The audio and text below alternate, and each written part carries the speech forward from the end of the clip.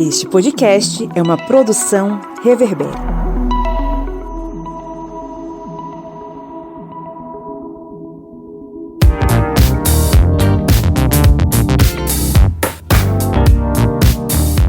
Olá, historiantes! Está entrando no ar a nossa Minipédia, seu programete sobre assuntos históricos em formato expresso, que é esse programa que te acompanha na ida para o trabalho, na ida para o colégio, você que está aí no ônibus ouvindo a gente, você que está em seu carro e deu play no nosso episódio de hoje, você que está fazendo exercícios físicos ou você que está aí fazendo seus afazeres domésticos. Bem-vindo e bem-vinda ao Historiante, esse podcast que é um podcast de história pública. Eu sou o Pablo Magalhães. Eu sou Joyce Pereira. E aqui é Kleber Roberto. E hoje nós vamos falar de um tema que está na mídia, está, digamos, com a bola rolando, porque nós vamos falar sobre a história do futebol feminino no Brasil. E aí, né, os pontos principais sobre o tema, a gente tem que entender, né, como é a história das mulheres, né, relacionadas aos esportes,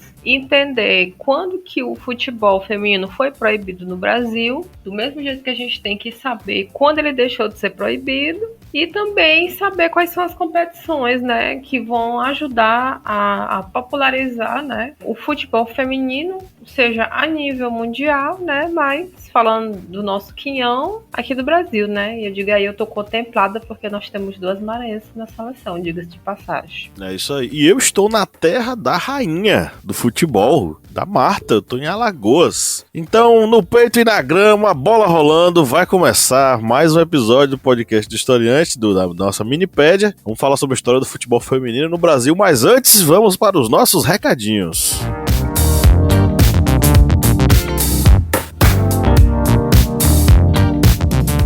E aí, né, vou começar aqui, né, nossa sessão, né, falando dos nossos cursos. Você, né, que escuta o nosso conteúdo, que quer aprender um pouco mais, que está precisando de ACC para se formar, né, ou simplesmente, né, quer ter mais conhecimento, você pode fazer, né, um dos nossos cursos disponíveis que a gente grava, e aí hoje eu vou indicar para vocês aqui um mini curso A Escrita da História, né?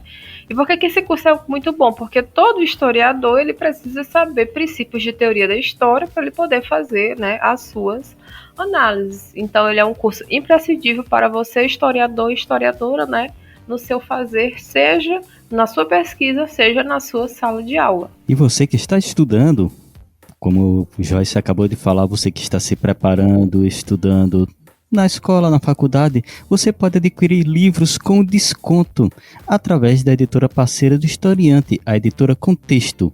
Você vai utilizar o cupom de desconto Historiante20. E com este cupom você pode adquirir livros de excelente qualidade na editora Contexto, como o livro de Franz Boas, Antropologia da Educação, que é um livro que traz os escritos que tem grande relevância na área educacional, escritos por Franz Boas, e são escritos que, mesmo já tendo algum tempo de serem escritos, eles têm grande relevância para a educação na atualidade. São textos atemporais que compõem este livro, A Antropologia da Educação, que você pode adquirir com desconto no site da editora Contexto, utilizando o cupom de desconto do Historiante, Historiante20, que você pode aproveitar e também pesquisar outros livros, também utilizando o nosso cupom de desconto. Vai lá no site da editora Contexto e faça a sua compra, que vai ajudar bastante aqui o Historiante. Lembrando que apoiadores do Historiante podem ganhar esses livros através do sorteio mensal de livros, através da contribuição mensal de R$4 no apoia.se/historiante ou no aplicativo da Aurelo. Ou, se você não quer contribuir todo mês, você pode contribuir através do Pix ou historiante@gmail.com. Qualquer valor já nos ajuda e muito a manter esse projeto aqui. E eu tentando fazer rachadinha de livro e Pablo não quer aceitar. Faz o Pix. Faz o Pix, é isso aí.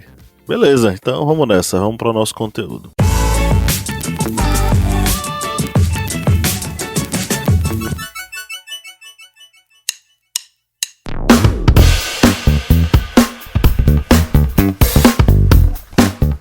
Camarada Kleber Roberto, qual é o seu aplicativo preferido para ouvir podcast? O meu aplicativo é o Orelo, porque ele é leve, fácil de utilizar e você pode encontrar todos os podcasts da família Historiante lá no Orelo. E a cada play que você dá lá nos podcasts, o Orelo vai estar fazendo uma contribuição simbólica para o Historiante. Então, baixe o aplicativo e faça aquela maratona nos nossos podcasts.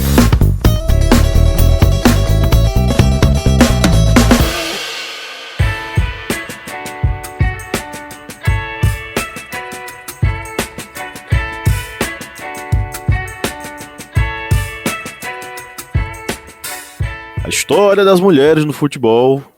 A gente precisa começar esse debate falando sobre a história das mulheres no desporto, nos esportes como um todo, né?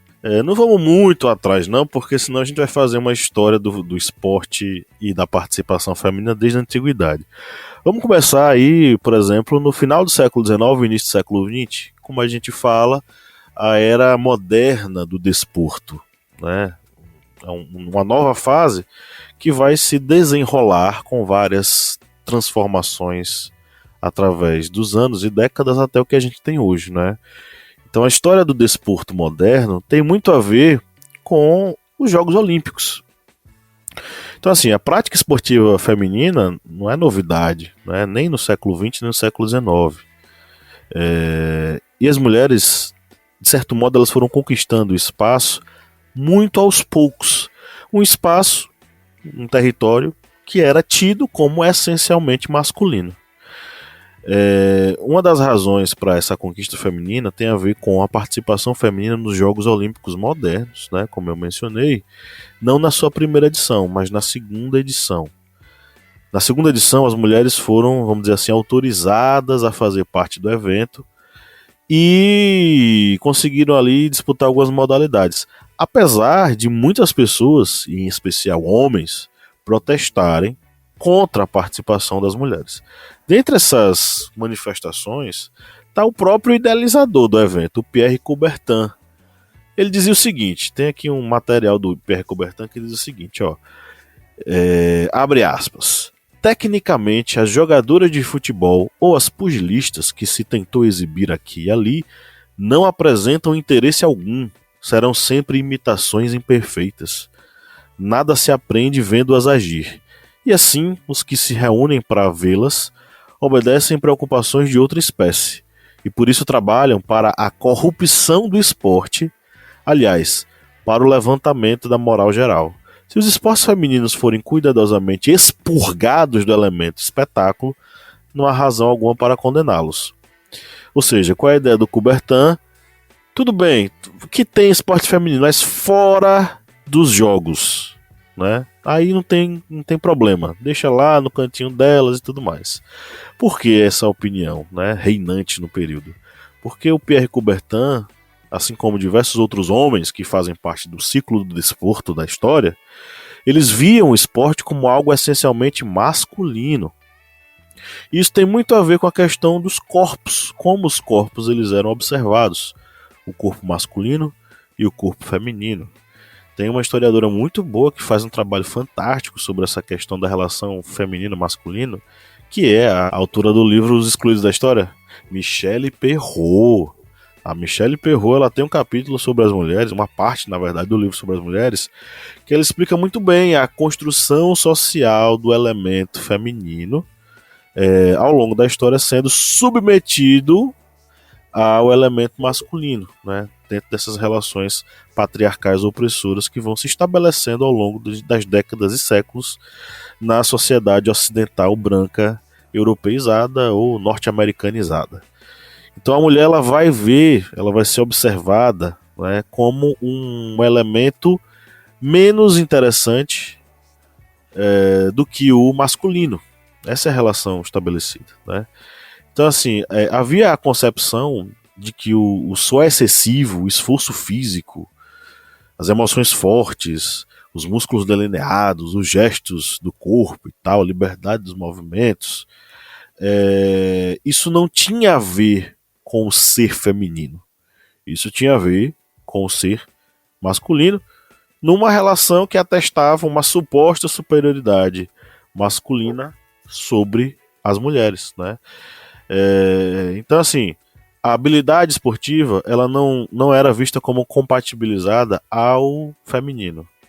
A sociedade patriarcal via o esporte como algo necessariamente, biologicamente masculino, porque as mulheres eram vistas como frágeis, por isso elas não poderiam participar desse tipo de evento. Então, no Brasil, esses discursos também existiam. Eles se fizeram presentes em diferentes instâncias sociais. A participação feminina no esporte foi muito vista com preconceito, né? Nos primeiros anos do século XX, as cidades brasileiras já passavam pelo processo de metropolização, de crescimento, principalmente no eixo Rio-São Paulo, né? Enfim. Então, assim, o espaço urbano ele proliferava, por exemplo, de clubes recreativos, agremiações, federações, campeonatos e tal, só que tudo isso dedicado necessariamente aos corpos masculinos. As mulheres, mesmo que participassem de algum evento esportivo, elas viviam o temor de serem desmoralizadas pelo fato de que seus corpos eles não tinham nada a ver, segundo a ideia da época, a ideia reinante da época, não tinha nada a ver com o esporte. E aí, inclusive, tem até uma fala do Nicolau Shevchenko sobre esse assunto, né? Ele escreve o seguinte: o grande espanto e o escândalo galopante, porém, iria ocorrer, como se podia esperar, com a mudança dos hábitos e trajes femininos. No mundo até então polarizado, quase exclusivamente em torno da figura masculina, as moças aderiam, com entusiasmo e hábitos modernos, aos esportes, deliciadas com os ares de independência e voluntariedade que elas conotam, desencadeando assim uma comoção que atravessou a década. Ou seja, as mulheres elas não fogem do esporte, elas querem o esporte, elas vão atrás do esporte, principalmente pela forma pela qual o esporte lhes dá a liberdade para se vestir de uma forma diferente, de uma forma mais arrojada, vamos dizer assim, para a época.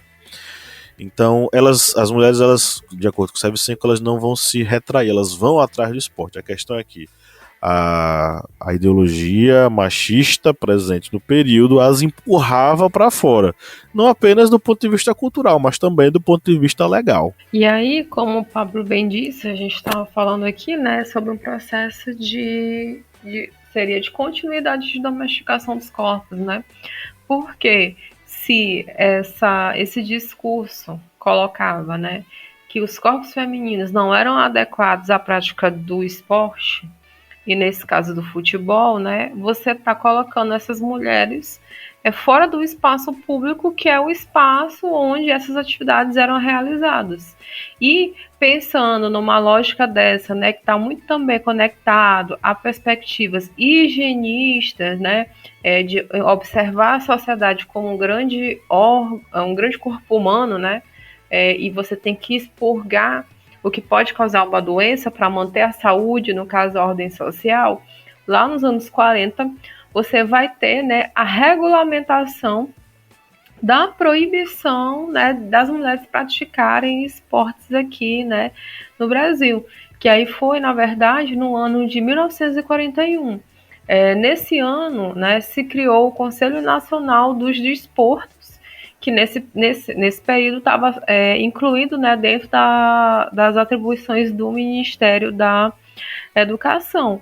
E aí, nesse sentido, foi criado um decreto-lei, que foi o Decreto-Lei 3.199, no artigo 54, que trazia no seu texto que as mulheres não deviam praticar esportes que não fossem adequados justamente à sua natureza. Ou seja, né, o futebol ele era associado a algo que não era adequado ao corpo feminino, justamente por toda mulher ser considerada um ser frágil, né, ou ser uma florzinha, né? Mas ele não vai citar, né, nesse decreto-lei especificamente o futebol como algo proibido, mas vai citar que nenhum esporte, as mulheres não podem praticar esportes que sejam, né, inadequados à sua natureza.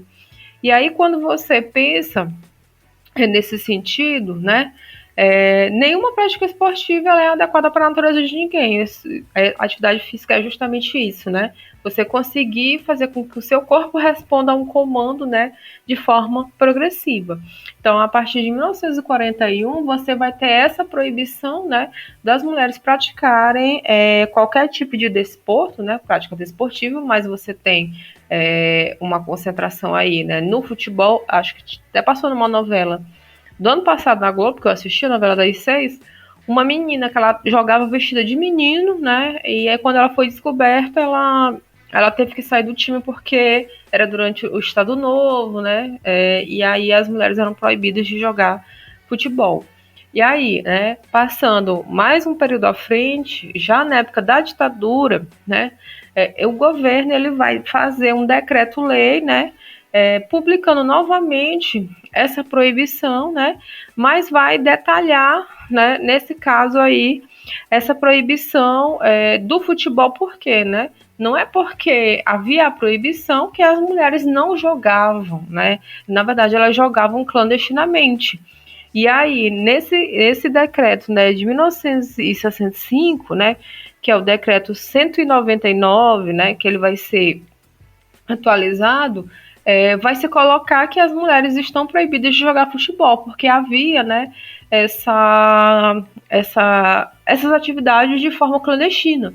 E aí, o que é importante também da gente colocar aqui, né, que essa proibição do futebol para as mulheres também estava muito associada, né, para além de uma questão que é uma questão de gênero, também é uma questão que é uma questão de classe social, né, que eram as mulheres que podiam estar na rua, que podiam jogar clandestinamente, né, são as mulheres que são da classe trabalhadora, então são as mulheres das periferias, né, então você tem um controle que é um controle biológico, né, do corpo, do mesmo jeito que você tem um controle da força de trabalho dessas mulheres, seja dessa força de trabalho no campo das fábricas, né, do trabalho fora de casa, como do controle deste trabalho, que é o trabalho doméstico, né? Então, são duas formas de controle, o controle biológico e o controle do trabalho.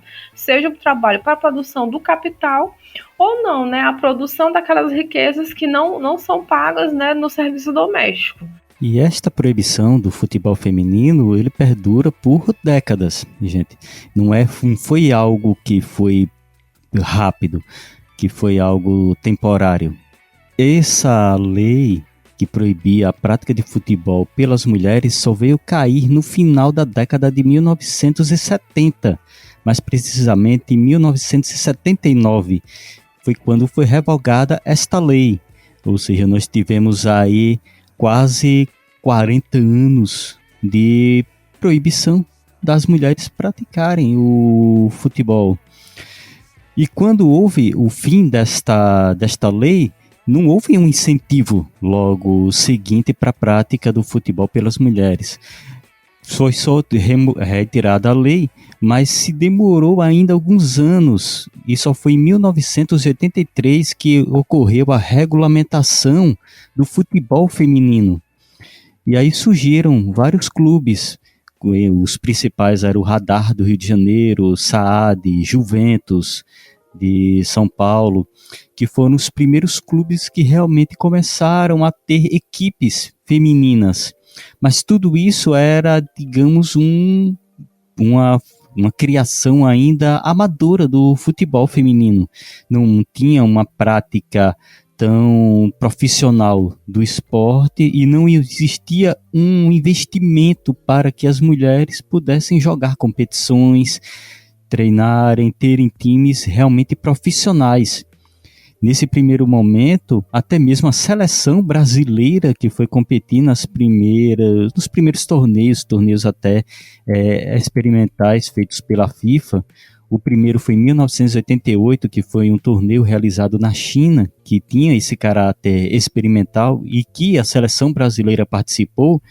A seleção brasileira tanto tinha um caráter praticamente amador em seu preparo, já que não existiam times com investimento para um futebol feminino profissional, e até mesmo a CBF, para essa competição, destinou camisas reservas, camisas que estavam sobrando do estoque do time masculino.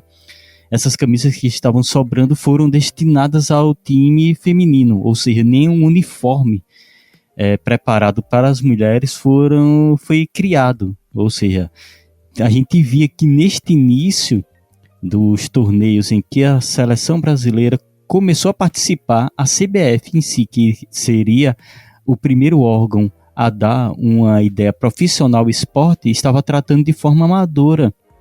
E isso não acabou rápido, isso aí perdurou por muito tempo. Por exemplo, na primeira conquista de uma medalha brasileira em uma competição realizada pela FIFA, o time foi praticamente amador. Não existia um treinamento específico para a seleção brasileira feminina e nem, digamos, um cuidado da CBF. Isso só veio realmente a mudar quando começou-se a ter uma maior visibilidade da participação feminina em torneios internacionais como a Copa do Mundo, que o Brasil, por ser um expoente mais digamos, superior às outras seleções da Conmebol, tem a participação recorrente nas Copas do Mundo, como também nas próprias Olimpíadas. A participação feminina nas Olimpíadas dá essa ideia de maior visibilidade para a seleção brasileira. Inclusive, até mesmo na primeira conquista, como eu tinha citado, da seleção, foi em 1999, que foi o terceiro lugar na Copa do Mundo da FIFA. E em 1999, essa seleção não tinha um cuidado profissional pela CBF. E essa seleção, ela foi literalmente no suor, na garra, na luta, e conseguiu se superar e chegar no terceiro lugar nesta Copa do Mundo. Foi a partir da virada de milênio, a partir dos anos 2000, é que tem realmente, com a ascensão de Marta, que saiu aí passando o rodo aí em bolas de ouro como melhor jogadora feminina, que realmente deu esse chamado: vamos profissionalizar o futebol feminino no Brasil. E foi aí que realmente começou-se a surgir campeonatos mais profissionais, preparação mais profissional da própria seleção brasileira pela CBF. É tanto que vem uma série de conquistas em Pan-Americanos, medalhas olímpicas, boas participações em Copas do Mundo. Foi a partir dessa profissionalização. Lembrando, viu, gente, quem tá ouvindo aí, fica um bocado de incel, um bocado de ANCAP, um bocado de machista se reclamando. Mas futebol feminino é ruim porque ainda não é tão profissional. Aí vocês lembram que o futebol masculino começou-se a se profissionalizar na década de 1930, há quase 100 anos atrás.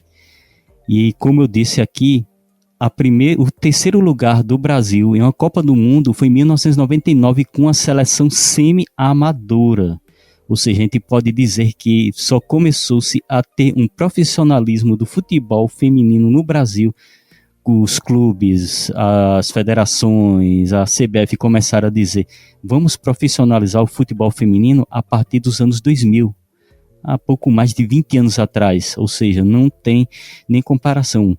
Infelizmente, o futebol feminino ele foi proibido e, pelos olhos das entidades que comandam o futebol, vou usar a palavra mesmo, desprezado, mesmo com as mulheres se superando e conseguindo ter conquistas, mesmo sendo jogados para escanteio por essas entidades.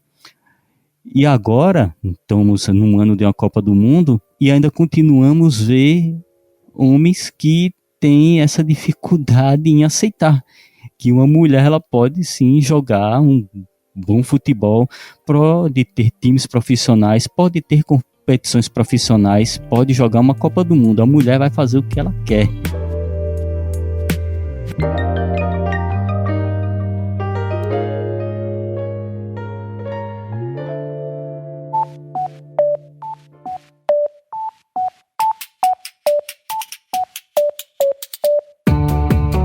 Joyce Oliveira, quem acompanha o Historiante há um bom tempo, já curte o conteúdo, pode nos ajudar a manter o projeto, né? O senhor pode sim. Quem quiser ajudar, né, a gente do Historiante a continuar produzindo esse conteúdo maravilhoso, pode ir lá no nosso apoia.se. Aí vai se tornar nosso apoiador e vai ter acesso a conteúdos exclusivos, a cursos que a gente produz para os nossos apoiadores, né, a materiais didáticos, vai também ter sorteios de livros, enfim, né? Tem podcast secreto. Ou seja, vai ter um mundo novinho, exclusivo, para quem for, né, aquela pessoa maravilhosa que resolver apoiar o Historiante. E o endereço qual é? apoia.se/historiante. O link tá na descrição desse episódio.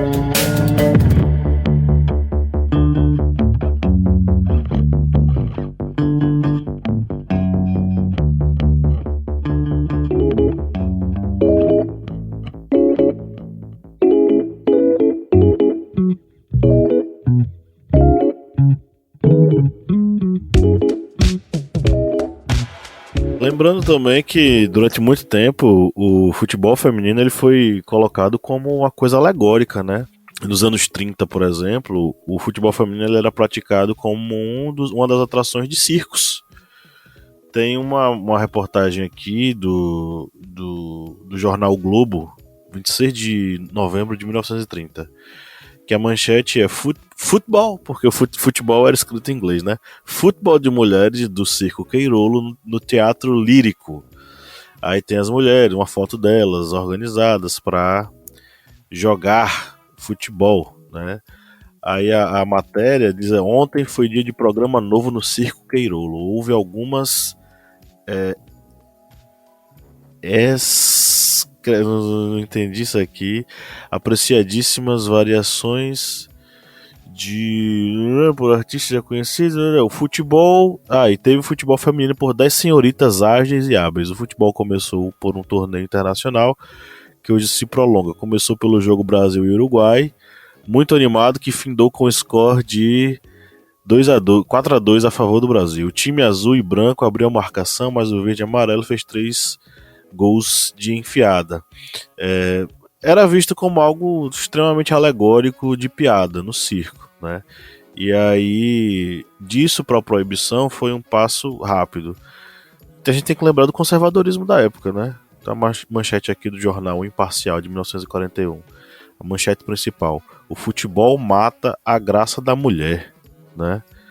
Então, existe todo esse contexto de vamos dizer assim, contexto conservador sobre a participação feminina no futebol. E tem o evento, um dos principais eventos que vai marcar talvez a escrita da lei que vai proibir o futebol feminino no Brasil, que é o evento que vai acontecer entre o Cassino do Realengo e o Esporte Clube Brasileiro.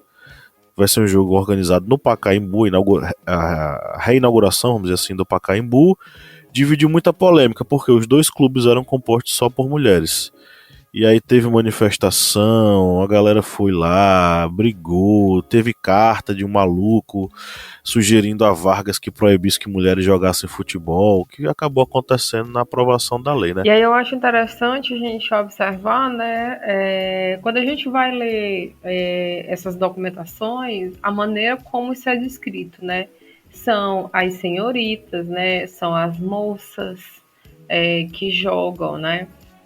Ou seja, a gente não pode pensar esses termos de forma inocente, né? Porque eles são colocados justamente para marcar o território de gênero, né? Lembrar que elas não são jogadoras, elas não são esportistas, né? Elas são, antes de tudo, mulheres que estão num espaço que era lido como masculino, né? Ou masculinizado.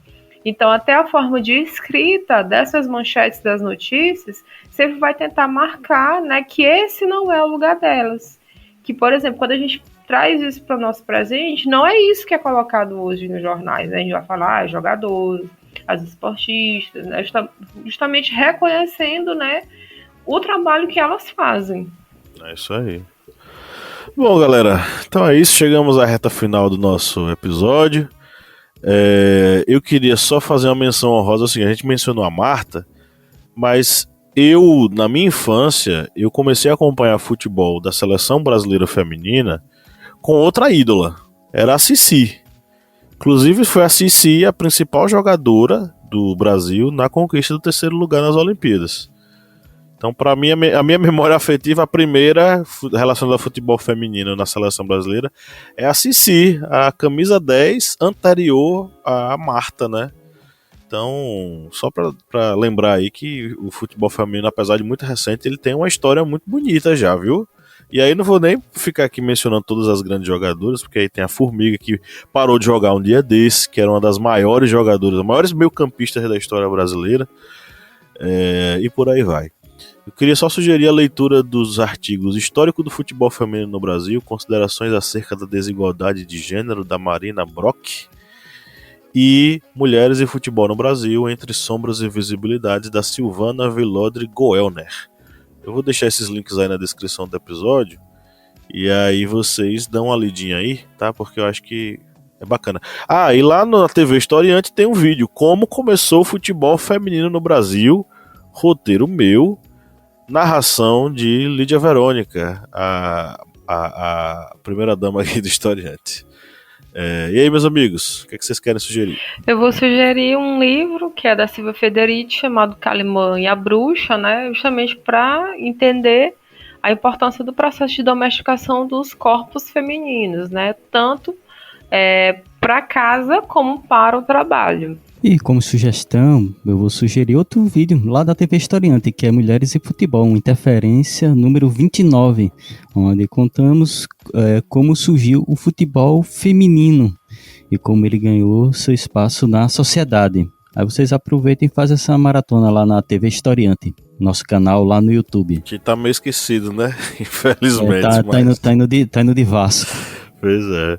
Então é isso, galera. Um grande abraço. Espero que vocês tenham gostado de mais esse episódio. E tchau, tchau. Tchau, tchau, gente. Vamos usar a camisa do Brasil amarela, viu? Agora pode. Tchau, tchau, pessoal. Até mais.